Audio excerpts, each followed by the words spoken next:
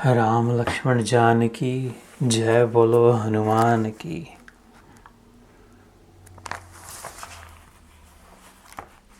रक्षा करेगा भगवान, कितनों की करी हमें कैसे भूलेगा।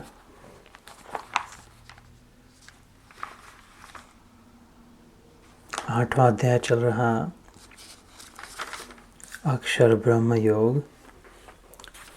तीसरा श्लोक हुआ था, चौथे श्लोक में जा रहे थे। तो पिछली बार मैंने कहा था कि शायद थोड़ा सा और फिर से याद दिला दे। तीसरे श्लोक का महत्व तो इतना ज़्यादा है, विशेषता उसकी जो दूसरी पंक्ति है तीसरे श्लोक की, भूत भावो उद्भव करो विसर्ग कर्म सन्नितः।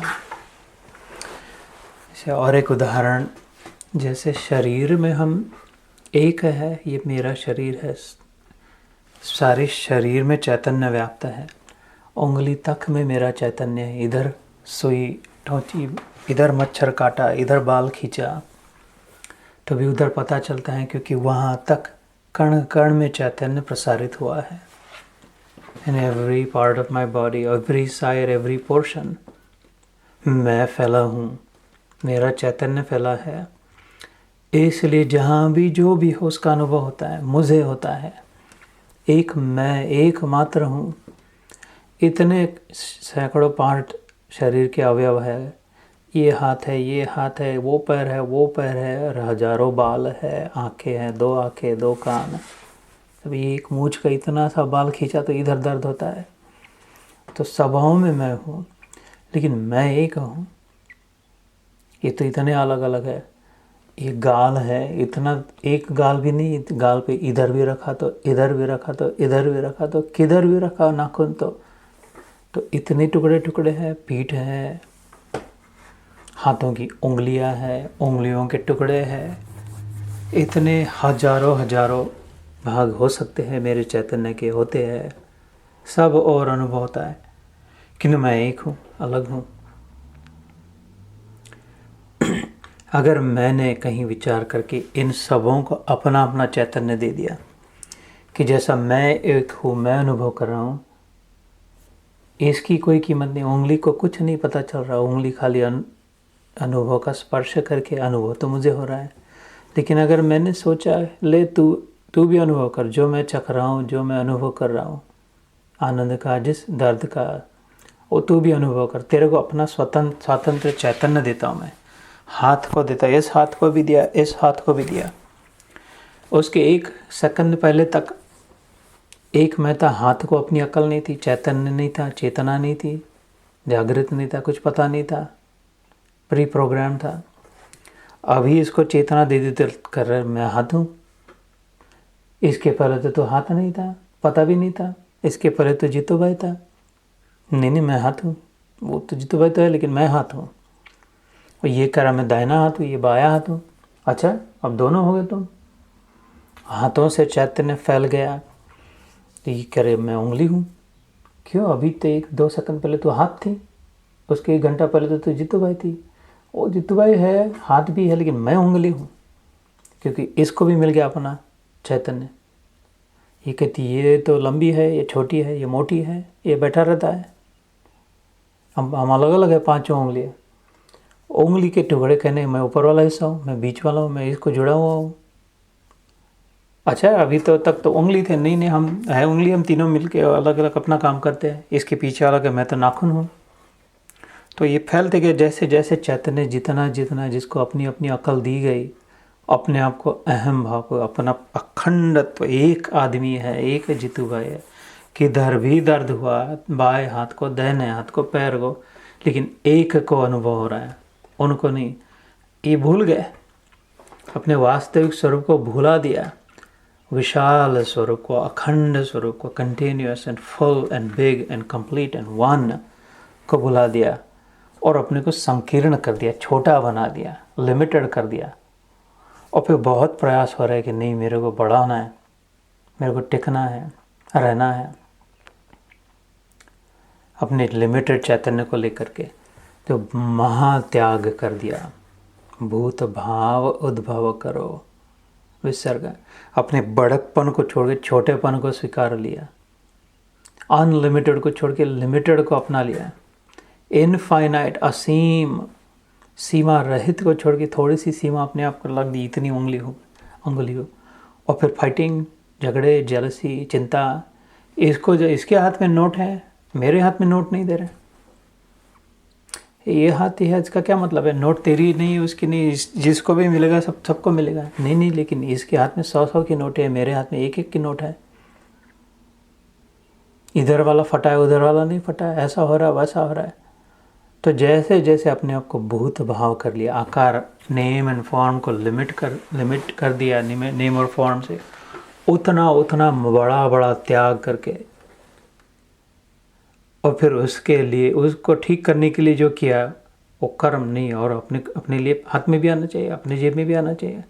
मेरा जूता नहीं चमक रहा है इतना, वो तब मैं तो पैर हूँ, लेकिन मैंने जो पहना है जूता वो इतना नहीं चमक रहा है जितना उसने जूता, बाजू वाले ने पहना है जूता। अब कितना, और इसको लिमिट ही नहीं है गधेपने का, इस पागलपने को। तो बढ़ता ही जाए, बढ़ता ही गया, और वहाँ पर हम पहुँच गए। ये कहाँ से कहाँ आ गए उल्लू के, इतने अखंड। अब ये शरीर जूता पहना है और कह रहे इसको इतना चमकाया नहीं, इसको ये फट रहा है, इसका कोई संबंध ही नहीं है। ऐसी ये जो अवस्था है, दीन अवस्था, हीन अवस्था, अपने आप को शरीर मान के, और उस पर जो लगा दिया नाम, उसको पक्का मान के, और फिर इर्द गिर्द वालों को, तो फिर इसमें दुख ही है, बस दूसरा कुछ है नहीं। अभी थोड़े समय के लिए सुख लग भी रहा हो, तो सुख तभी लगे जब भूल जाए दुख को, तो थोड़े समय के लिए। जैसे फिर से होश आ जाए तो एकदम फिर से पता चला रही है दुख ही दुख है, संसारे दुखालयम भगवान कहते हैं। आलय मतलब संस्कृत में घर, जिधर रहता है उसको आलय कहते हैं। पुस्तकालय, हेम आलय, हेम मतलब बर्फ, हिमालय, पुस्तकालय, ऐसे दुख आलय कहा। तो आत्मा का जब प्रसाद मिल जाए, जो ध्यान के समय कहा, बृहदारण्यक उपनिषद, केनोपनिषद के वाक्य, याज्ञवल्क्य ऋषि, मैत्रेय का संवाद, प्रसादे सर्व दुखानाम, भगवान कहते हैं दूसरे अध्याय में, हानि रस उपजायते, ये बुद्धपना छूट जाएगा और आत्मा का आनंद प्रकट हो जाएगा, जहाँ फिर दुख नहीं होगा। जो हो रहा है वो तो होगा, होनी ही चाहिए, इसीलिए उसको होनी कहते हैं। होनी होकर ही रहेगी, होनी हो जाएगी, उसके बाद होली हो जाएगी, हो बस होली, वो जल के राख हो जाएगी। जैसे यज्ञ का कहा, वो अपेक्षा राख में ही परिवर्तित होगी। उससे जो सीख मिली है, उससे जो ज्ञान प्राप्त होता है, उससे जो समझ आएगी, उसी में अपना वास्तविक स्वरूप प्रकट होगा, चमकेगा। फिर पता चलेगा ऐसा कुछ नहीं था। समुद्र के हर लहर में अगर अपना अपना चैतन्य दे दिया कि ले तू भी समझ, अपने आप को समझ, जो जितनी है वैसी तू भी समझ, तुम सब अपने आप को समझो जो है जैसे हो। उसके 1 सेकंड पहले तक एक सागर मात्र था, विशाल, सारा का सारा together, connected, one, single, limitless. अभी अचानक मैं ऐसी हूँ, तू ऐसी है, वो उतनी है, इसका टूट रहा है, इसका बन रहा है, ये तो और बढ़ रहा है, ये तो छोटे हो रहे हैं, सब हो गया। और फिर से उनके चैतन्य को वापस ले लेता हूँ सागर, कुछ नहीं है, प्रॉब्लम ही नहीं है, हम सब है, हम सब उसी में है, हम ही नहीं, वही है, सब अलग अलग है ही नहीं, एक ही है। ये सत्य है, डिफ़ॉल्ट सेटिंग है, फंडामेंटल ट्रूथ है। थोड़े समय के लिए अलग अलग लग रहे हैं। स्वप्न देखते समय पात्रों को अपनी अपनी चेतना मिल जाती है 1 घंटे के लिए। लो तुम कर्ण बन जाओ, तुम कृष्ण बन जाओ, तुम घोड़ा बन जाओ, तुम हाथी बन जाओ, और सब देखते हैं ऐसा हो रहा है, वैसा हो रहा है, बुरा हो रहा है, अच्छा हो रहा है। और फिर सपना समाप्त समय वापस ले लिया, सबकी चेतना तो कहीं नहीं, कोई नहीं रहा सपने में, सपना समाप्त हो गया। ऐसे ही अगर इस उदाहरण में, इस शरीर में जो मैं एक चैतन्य व्याप्त हूँ, 13वें अध्याय में जब हम पहुँचेंगे, क्षेत्र क्षेत्रज्ञ विभाग योग, उसके आखिरी 2 श्लोक में भगवान कहते हैं, 2-3 श्लोकों में, यथा सर्वगतम आकाशम, जैसे सूर्य का प्रकाश, एक सूर्य है, संपूर्ण ब्रह्मांड को प्रकाशित करता है।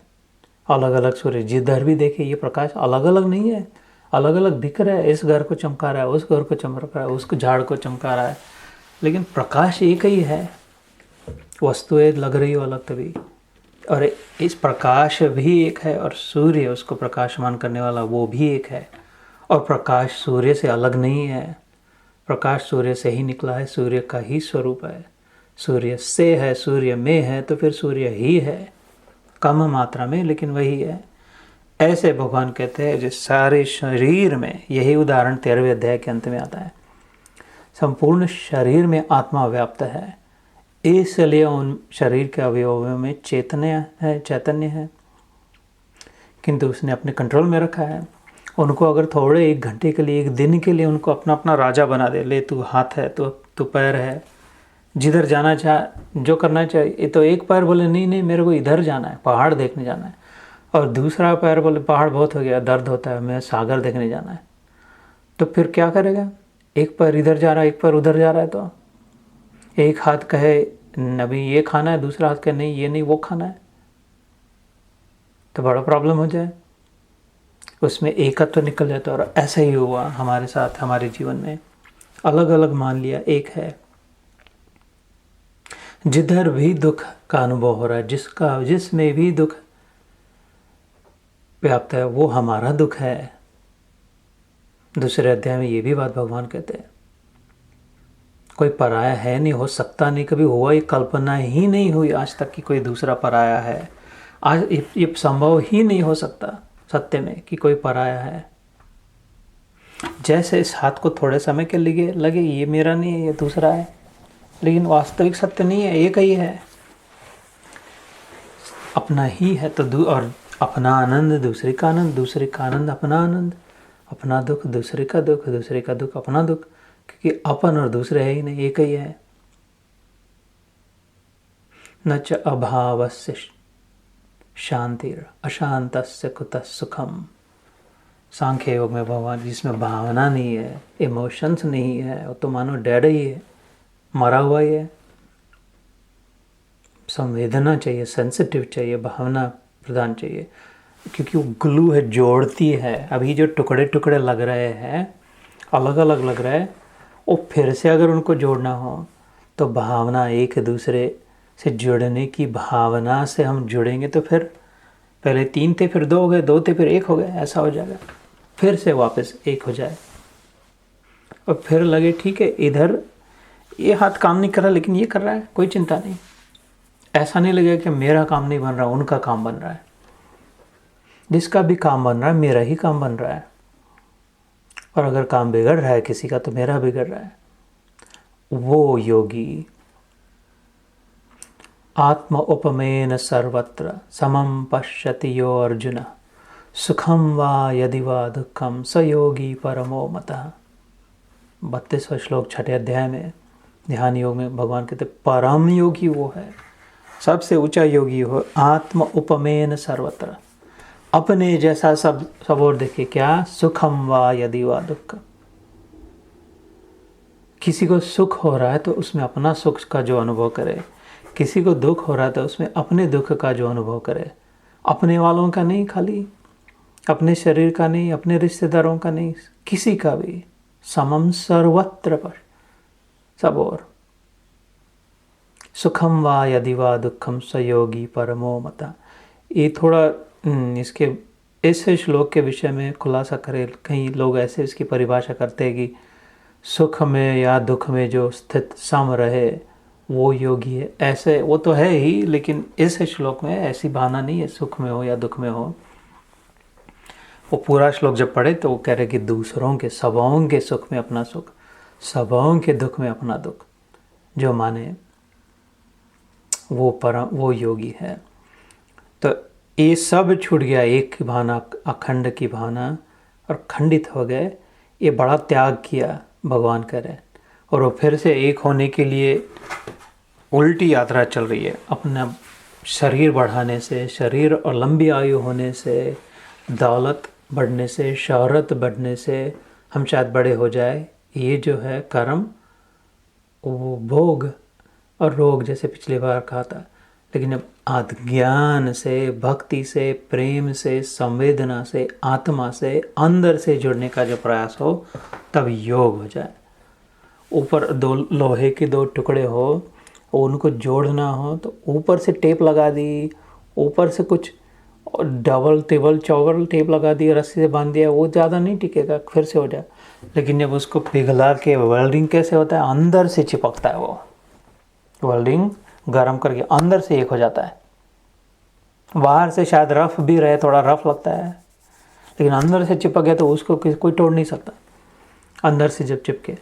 ऐसे योगम युंजन मद आश्रय, भगवान कहते हैं ऐसे मेरे आश्रय में अगर रहेगा, मेरे पर विश्वास होगा, श्रद्धा होगी, मेरे से जुड़ने का प्रयास करेगा, तो उस योग द्वारा मेरे से वेल्ड हो जाएगा, अंदर से जुड़ जाएगा।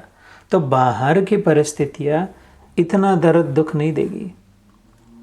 ये जो भी बाहर हो रहा है जीवन में, होगा तो होगा, नहीं होगा तो नहीं, अंदर से आनंद के स्रोत से जुड़ा रहेगा, प्रेम से विभक्त नहीं होगा। तो वो अंदर का जो काम होगा वो भी काम है, कार्य है, क्रिया है, वो योग होगा। और बाहर का जो काम होगा वो कर्म है। तो कर्म बंधन में डालेगा और योग बंधन को छोड़ेगा, मुक्ति की ओर ले जाएगा। कर्म तोड़ेगा, योग जोड़ेगा। किससे? भगवान से, अर्थात आनंद से, सुख से, प्रेम से। तो हमें कर्म नहीं करना है, हमें योग करना है। दोनों में कार्य तो है, क्रिया है, लेकिन जो डिवाइसिव है, अपने आप को अलग करने वाले है और खंडित और दूसरा, वो कर्म है। और ऐसा कर्म जो जोड़ने वाला है वो योग है।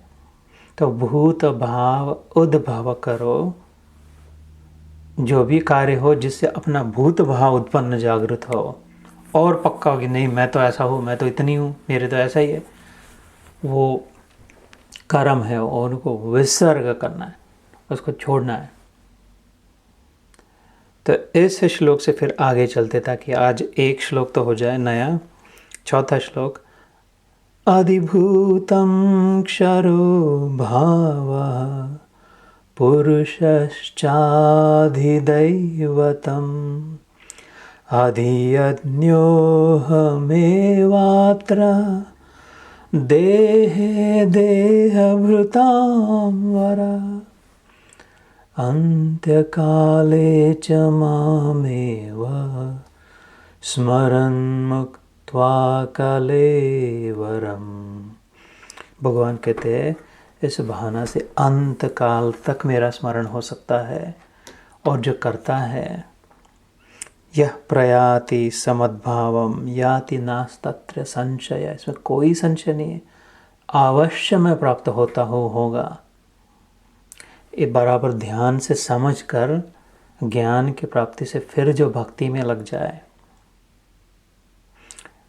4 पद आते हैं। ये जो यात्रा है साधना की हमारी, पामर जीवन से, संसारी जीवन से कैवल्य की ओर जो जाना है, मुक्ति की ओर जो जाना है बंधन से, उस केवल 4 कदम चलने हैं। शास्त्रों में आता है 4 कदम चलने। कहते 4 कदम चल के आए। कौन से 4 कदम है? पद का है, पद मतलब पैर, चरण। 4 कदम, 4 पद। पहला है चर्या, जैसे कहते दिनचर्या, जैसे मासिक चर्या, वार्षिक चर्या। चर्या मतलब जो भी अपना स्केड्यूल है, रेगुलर कार्य करने हैं। सुबह उठ के ऐसे करना है, शौच कर्म करने हैं, दोपहर में काम करना है, शाम को विश्राम करना है, जो भी भजन। तो चर्या पहला कदम। क्रिया दूसरा कदम। खाली गधे के नहीं काम नहीं करना है। वो भैंस, काली भैंस होती है, उसका वो जो मेल जो होता है, नर जो होता है, उसको हेला कहते हैं। जन्म को आया हेला, पानी भर के मेला। मराठी में कहते जन्माला आला हेला, पानी भरून मेला। बस जन्म से मरते दम देखिए कहीं क्या पानी भरा, कुछ पता ही नहीं किसके लिए पानी भरा, क्यों भरा, उससे क्या होता है, पानी क्या होता है, क्या कुछ नहीं, बस जन्म में पानी भरे मर गए। ऐसा न हो। चर्या बस चलते रहे, चलता पुर्जा बन के, ये किया, वो किया, वो किया। जब अकल आ जाए थोड़ी मनुष्य जीवन में, कहती ये कर क्या रहा हूँ मैं, what am I doing, where am I going, what is all this. तब जब बराबर ढंग से थोड़ा उसको स्ट्रक्चर दे करके करने लग जाए कि नहीं नहीं नहीं, अपने लिए भी कुछ करना है, प्राणायाम करने हैं, जो भी जिस बताई हुई वो करते हो, उसको फिर क्रिया कहते हैं। खाली बाहर बाहर बाहर का जो कार्य है उसको चर्या कहते हैं। दांत मान लिए, चाय पी ली, लोटा पलट को चले गए, फिर कप नहा लिया, कपड़े पहने, ड्राइविंग किया, काम को गए, मेहनत करी, पैसा लाया, टीवी देखा, खाया पिया, सो गए, ढेर हो गए। वो चर्या चर्या चर्या, उससे जो ऊपर जीव उठे वो चर्या तो करे, लेकिन उसके साथ एवोल्यूशन है। चर्या को छोड़े नहीं कभी। गीता का साधक किसी को छोड़ता नहीं, सबको जोड़ता है। भगवान का अनुभव हमारे सामने, राम जी का उदाहरण है, कृष्ण का, हनुमान का उदाहरण है।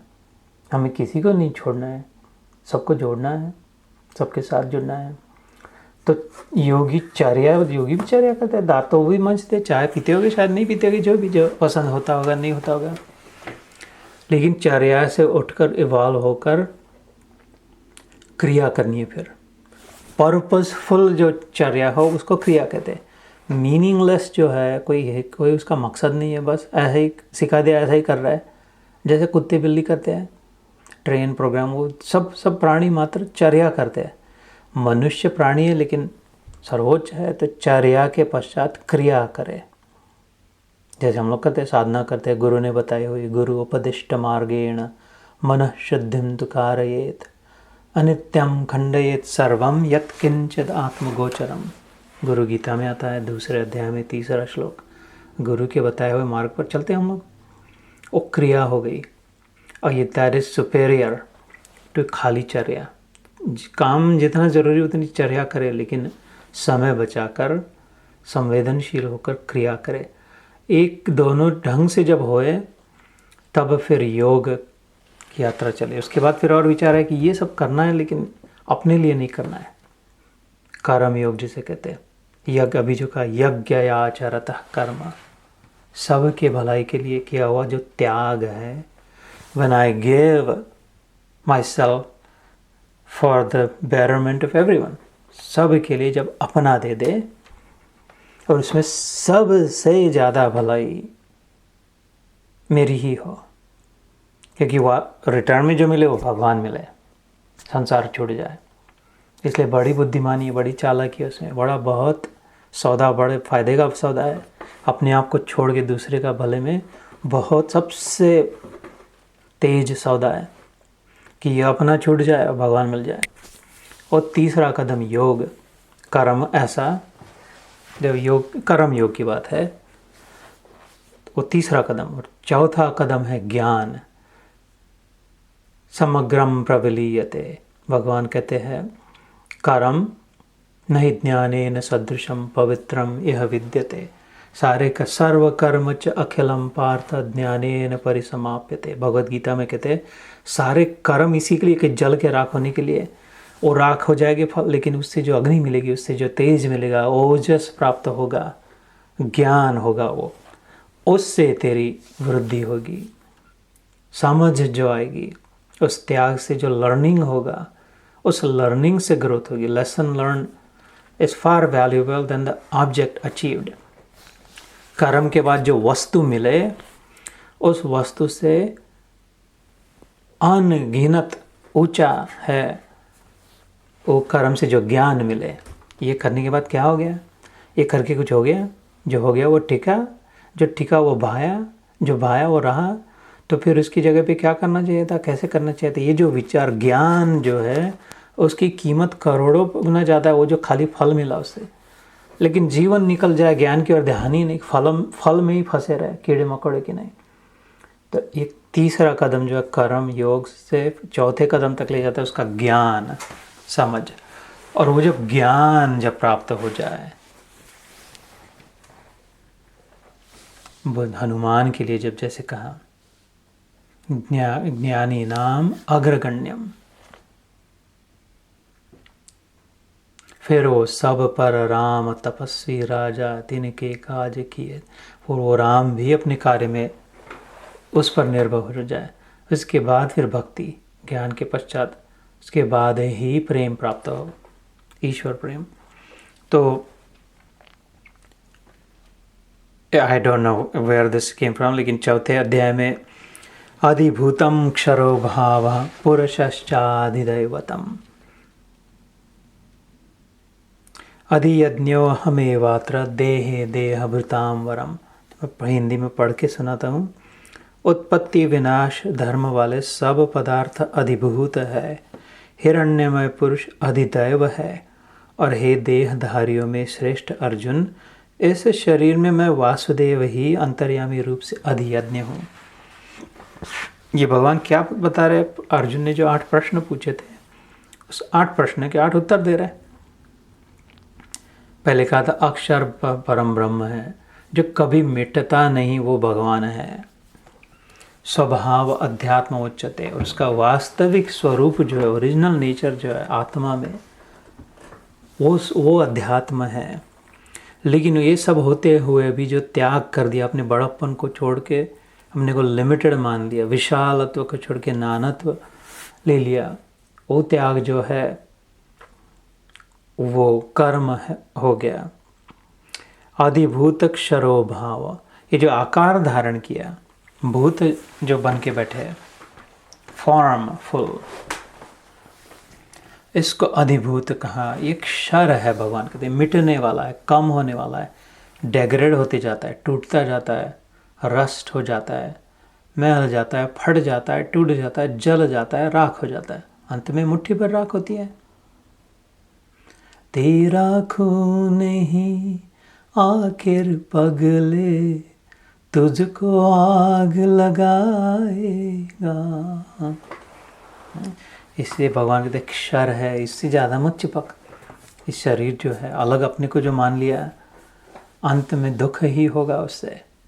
अधिभूतम क्षरो भाव, उसमें ग्लानि है, चिंता है, एंग्जाइटी है। भाव कैसे? उसमें दुख के भाव है।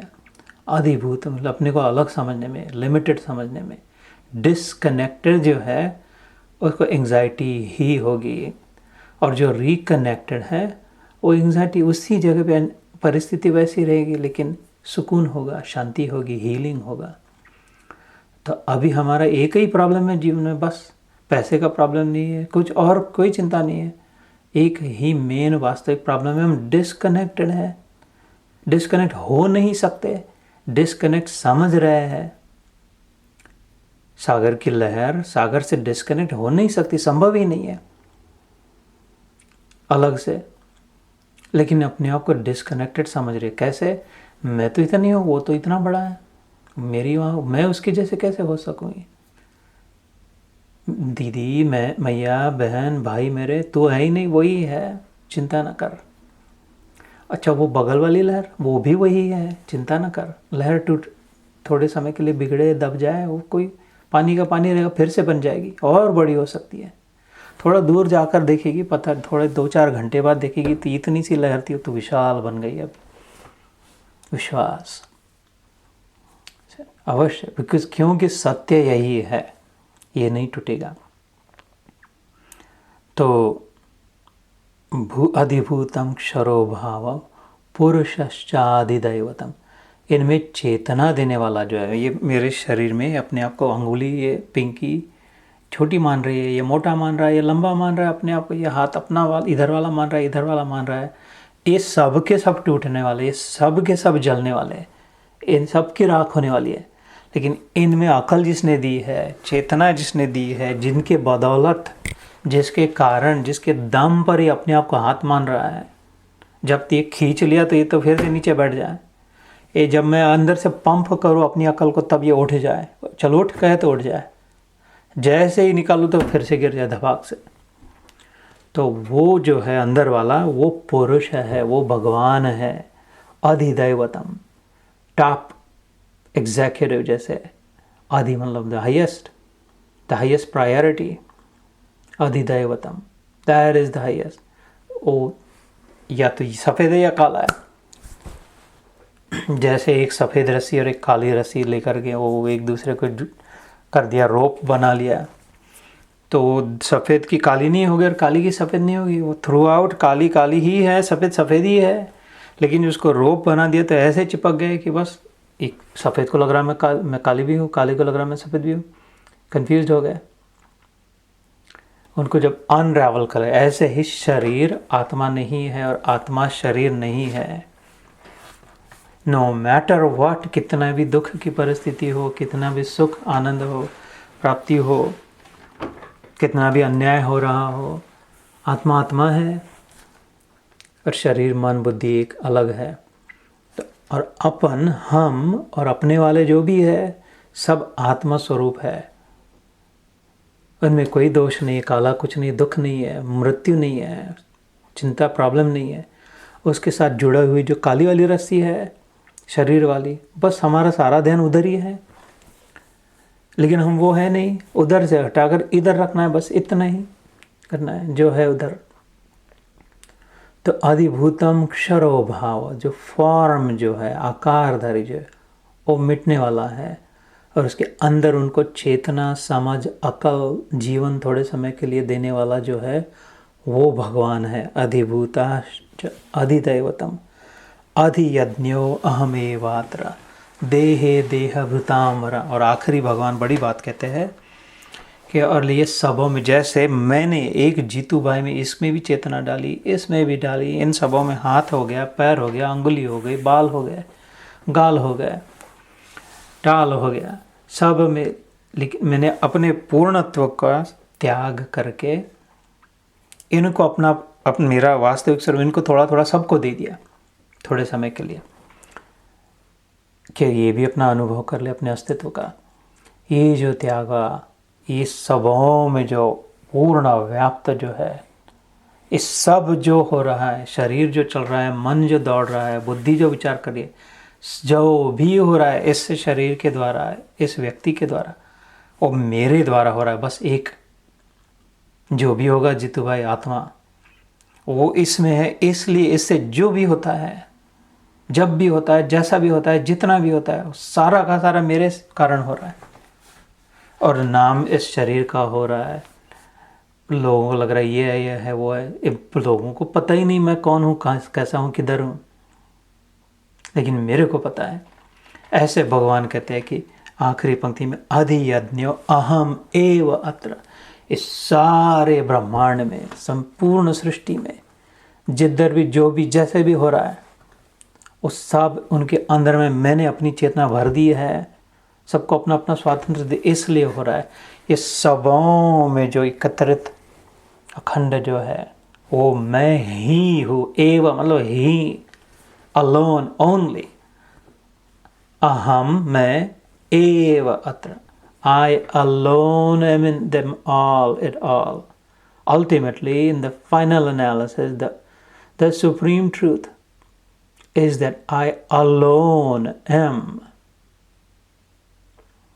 in all of it. So फिर क्या देहे देह भृतांबरा। और हे श्रेष्ठ अर्जुन, इस शरीर में मैं वासुदेव ही अंतर्यामी रूप से अधियज्ञ हूँ।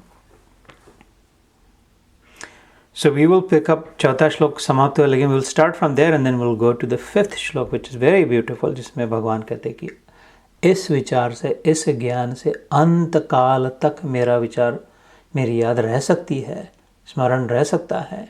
और जो वो कर पाए, वो जैसे ही शरीर छूट गया, नदी सागर में मिल गई, गंगा सागर में मिल गई, गंगा सागर में तो फिर अभी गंगा नहीं रही, अभी सागर हो गई। स्वप्न पात्र जागृत हो गया तो फिर वो दुखी पीड़ित टूटा हुआ मरने वाला स्वप्न पात्र नहीं रहा, वो स्वप्न दृष्टा हो गया। जो टूट गया, कान में था सोने का, अब गिर गया नीचे, वो जो पिघलने, वो हीट संभाल ली उसने, वेदना सह ली, गर्मी को झेल लिया, वो पिघल कर अभी वो नहीं रहा इतना सा, वो सोना हो गया। मटका टूट गया, उसको फिर से पानी में पिघोल कर और वो मिट्टी हो गई, खाली इतना सा मटकी नहीं रही। ऐसे ही जीवात्मा फिर जीव नहीं रहा, शिव हो गया। जीवात्मा नहीं, परमात्मा हो गया। इतनी बड़ी उपलब्धि, सबसे बड़ी संधि प्राप्त है। जय श्री राम, जय हनुमान, जय श्री कृष्ण, जय गुरुदेव।